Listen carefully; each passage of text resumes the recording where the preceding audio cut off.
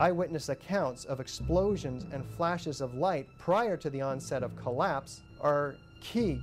We really never even got to close that close to the building. An explosion blew and it knocked everybody over. Well, it wasn't too bad until we got down to about the 4th or 5th floor, but it was slow going the whole way, and it was a little smoky, but it wasn't bad. But then when we got down to about 3, we heard like another explosion. I don't know what that was. The courtyard was all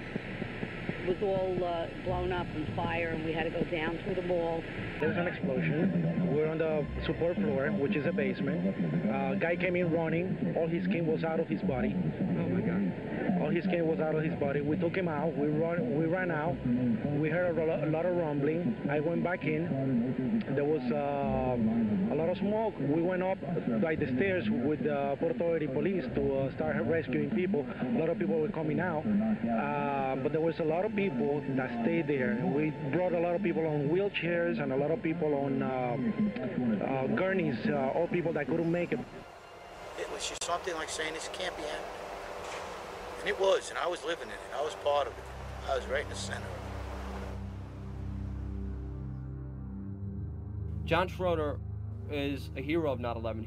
His ladder company was right across the World Trade Center, and he was the first one who reported the plane hitting the buildings. As he was walking towards the Twin Towers, he saw a huge explosion take place, and a lot of dead people on the first floor burnt. September 11th, went to work about 8 o'clock, rode my bike over to Brooklyn Bridge, looking at the towers. That was always my destination, knowing that that's where I work, and that's, you know, it's a beautiful thing. Serge standing right there, we're hanging out. My buddy David Rockefeller standing right here. Beautiful day, I'm looking up.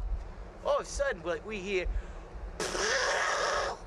what the hell? It's been seconds. You've seen the wing of the plane come in, crash through the building, and explode bodies out of the building, all on Liberty Street. I run in screaming, a plane just hit the Trade Center, a plane just hit the Trade Center. I get on the phone to the dispatcher saying, a plane, 1060 the box, plane just hit the Trade Center. Get all emergency vehicles down here immediately. It's on. We ran into Mike Hurley, who's the fire safety director of the towers, and he said, why don't you go hook up to around the West Side Highway? So we go around, we hook up the West Side Highway. Now, there was a lady on fire right outside the door. My buddy Terry Rivera had a can. He was putting her out. That might have saved his life. I said to Sean Talon and Jeff Olson, I said, I'll see you up top. They're in the truck, I'm in the engine. Never to see them again.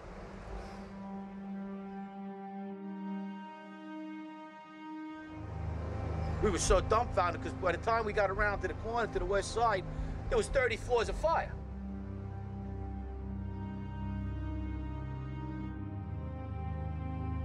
So we're standing there in the lobby, we're getting all together.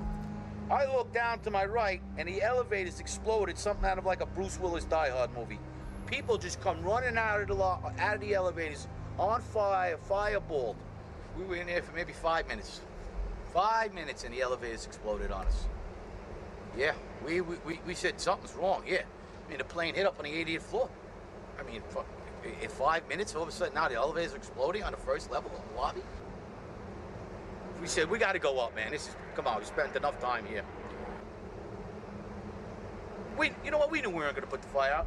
We were saying Hail Marys all the way up the stairs. We knew we were going to die.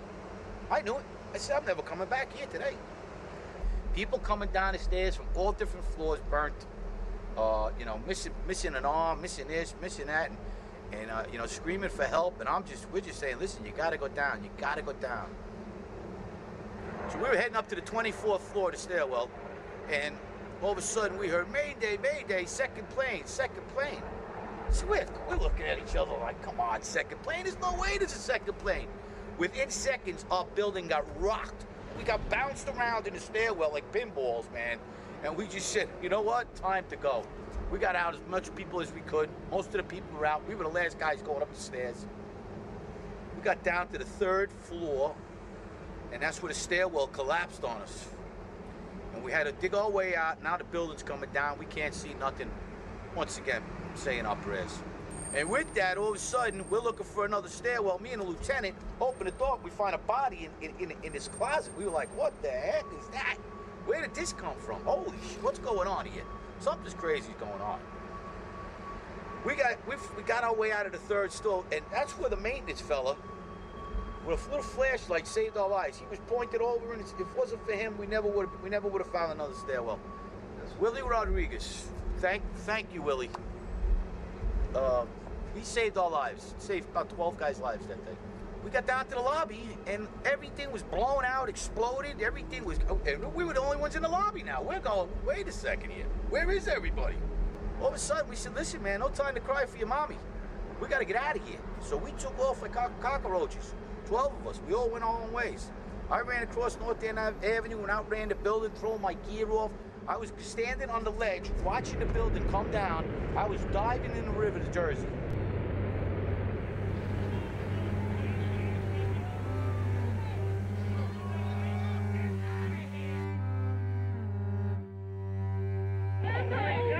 This is so terrible. People who were digging, they were having a hard time breathing. You know asbestos was in there, is in those buildings, lead is in those buildings. There are the VOCs. However, the concentrations are such that they don't pose a health hazard. We're going to make sure everybody's safe. And people getting sicker every day. People dying of lung cancer and everything else and not being taken care of. I think something should be changed here. Something quick. Because there's going to be a lot more people getting sick.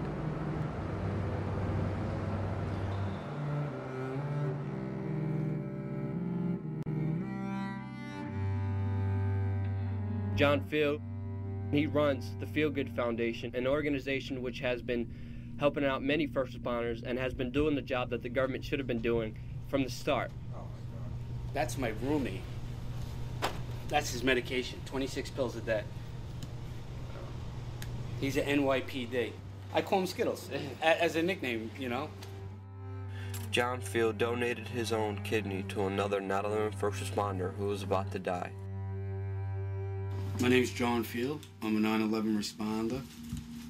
I was there for 5.5 days, and I spent 11 weeks in the hospital after I was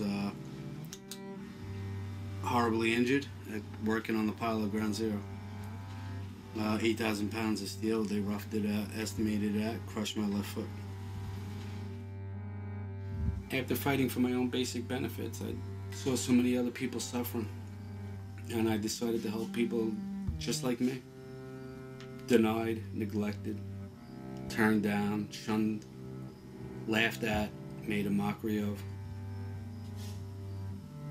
Heroes, brave souls, who risked their lives without prejudice, who gave of themselves for this country in the city of New York.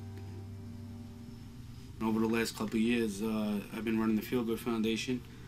The Feel Good Foundation, we advocate for workman's comp and Social Security and crime victims. We do this on limited resources. None of us here get paid. My board is made mostly of 9/11 responders. And we're trying to show others while we have nothing, we can still help each other. We can create that safety net and that support system for others to follow. There's not a better feeling in the world than helping somebody. I thought giving a kidney was like, wow, winning lotto, but actually helping a 9/11 responder who can't put food on his table, keep a utility on, knowing that we helped them do that, there's not a better feeling. Not a better feeling making the government look bad while they just keep screwing everything up.